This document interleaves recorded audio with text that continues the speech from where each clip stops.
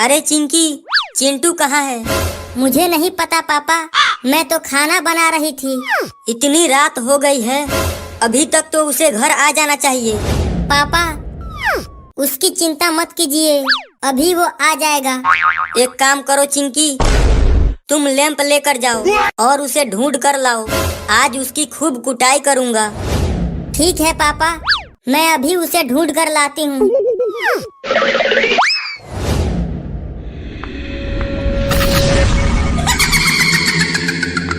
बाप रे, इतना अंधेरा है कि कुछ भी साफ साफ नहीं दिख रहा है, तो चिंटू को कैसे ढूंढूंगी?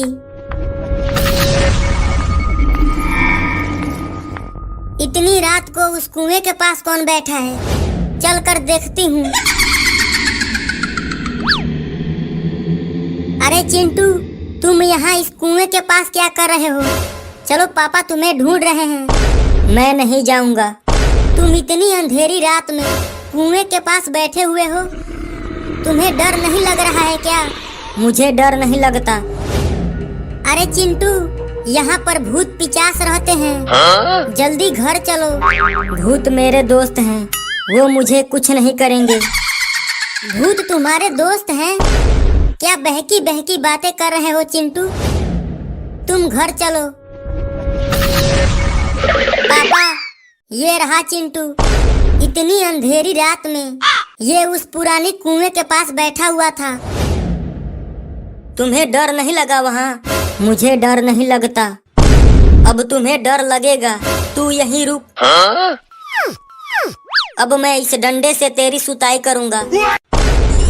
ये क्या हो रहा है? डंडा हवा में कैसे उड़ने लगा? अरे दादा, ये तो मुझे ही पीटने लगा। चिंकी बचाओ।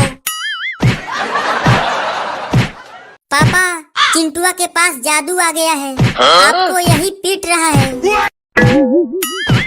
अबे मुझे छोड़ दे चिंटू बेटा, अब मैं तुम्हें कभी नहीं मारूंगा। चिंटू, पापा को क्यों मार रहे हो? चिंटू बेटा, चिंकिया को तो छोड़ दे। मैं किसी को नहीं छोड़ूंगा।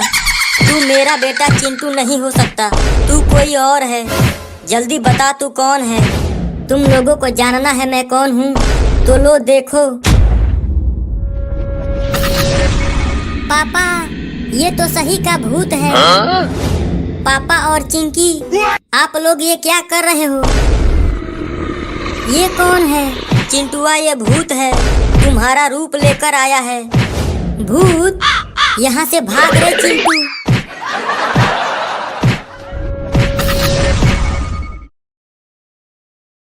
In the dim glow of a high-end restaurant, Elena Vargas sat poised at her table, her wheelchair tucked discreetly beside her.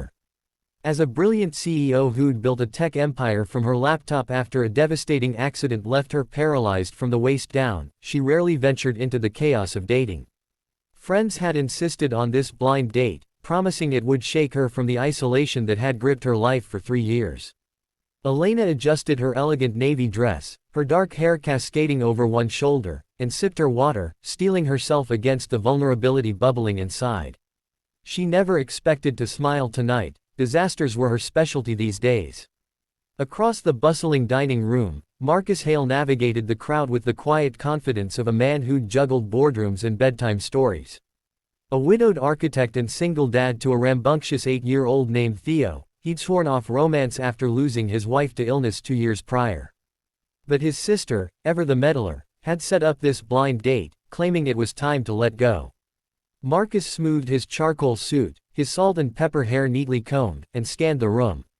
Spotting Elena, he felt an unexpected pull. Her sharp eyes and poised demeanor screamed strength, not fragility.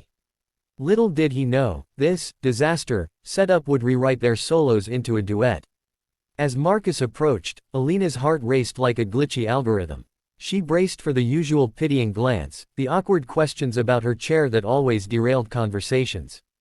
"Elena," he said, his voice warm like aged whiskey, extending a hand without hesitation. She nodded, surprised by his easy smile, crinkles at the corners of his eyes hinting at a life full of laughter, not judgment. They shook hands, his grip firm yet gentle, and he slid into the seat opposite, waving off the waiter with a casual, "We'll start with the wine list." No fumbling, no stares. For the first time in ages, Elena felt seen, not scanned. The appetizers arrived, delicate scallops glistening under candlelight, and conversation flowed tentatively at first. Marcus shared a light tale of Theo's latest Lego catastrophe, how the boys' fortress had toppled the coffee table mid-Zoom call. Elena chuckled, the sound foreign to her own ears, and countered with a story of her company's chaotic launch party, where a rogue drone delivered cake to the wrong balcony. Their laughs mingled like the clink of glasses, bridging the invisible gap her wheelchair imposed. He didn't ask about the accident, instead, he leaned in, genuinely curious about her vision for AI ethics. Elena's guard cracked, just a sliver. Midway through the main course, her grilled salmon flaking perfectly, his steak rare and robust, the depth crept in. Marcus confessed the ache of single parenthood, the quiet nights staring at family photos, wondering if love could rebuild after loss. Elena mirrored his honesty, her voice steady as she described the crash that stole her mobility, the boardroom battles fought from a seated throne. "It's like being the captain of a ship that's half sunk," she said, eyes meeting his without flinching. He nodded, not with sympathy, but solidarity. "Then let's chart a new course," he replied softly. In that moment, the disaster label faded, sparks of connection ignited. Dessert brought levity, a shared chocolate torte, spoons dueling playfully over the last bite. Elena teased Marcus about his dad jokes, like the one about architects always drawing a crowd, and he fired back with a quip on CEOs ruling from thrones. Their banter wove through the evening's fabric, turning strangers into confidants. Around them, the restaurant hummed, clinking silverware, murmured proposals, but their bubble held firm. Elena realized she hadn't checked her phone once. Marcus admitted he'd forgotten Theo's school pickup reminder. Time bent, generous and unhurried, in this unexpected haven. As coffee arrived, black and steaming, vulnerability peaked. Marcus pulled out his phone, showing a photo of Theo grinning gap-toothed beside a sandcastle. "He's my anchor," he said, voice thick. Elena touched the screen lightly, envy and warmth twisting inside her. She reciprocated with a snapshot of her sleek office view from the 40th floor, symbols of triumphs hard won. "We both build worlds from ruins," she murmured. His hand brushed hers across the table, accidental, electric. "No disaster here, just two souls, scarred yet soaring, recognizing their parallel paths." Elena's lips curved upward, a genuine smile breaking free after so long in shadows. The evening wound down with the waiter's discreet bill presentation, but neither rushed to end it. Marcus suggested a nightcap at the bar, then paused, glancing at her chair with respect, not presumption. "Only if you're up for it," he added. Elena, pulse quickening, agreed, her first impulsive yes in years. They wheeled and walked to a quieter corner, jazz notes floating like fireflies. Topics deepened. Dreams deferred, like her unfinished novel or his blueprint for a community center. Laughter punctuated silences, turning potential pitfalls into stepping stones. For Elena, this wasn't pity, it was possibility. Outside, under a canopy of stars piercing the city haze, they lingered by the valet stand. Marcus hailed her ride, but not before exchanging numbers with a promise of coffee, and Theo's famous pancakes, soon. Elena wheeled toward the car, her reflection in the window showing flushed cheeks, eyes alight. The paralysis that confined her body couldn't touch this joy blooming in her chest. Marcus watched her go, a single dad no longer adrift, already sketching plans for more than architecture. What began as a blind date, disaster, had bloomed into dawn, a reminder that smiles return when least expected, especially for a CEO who'd forgotten how. Days later, Elena replayed the night in board meetings, her decisions sharper, infused with newfound lightness. Marcus texted Theo's latest artwork, a crayon-drawn, superhero mom, that made her laugh aloud in traffic.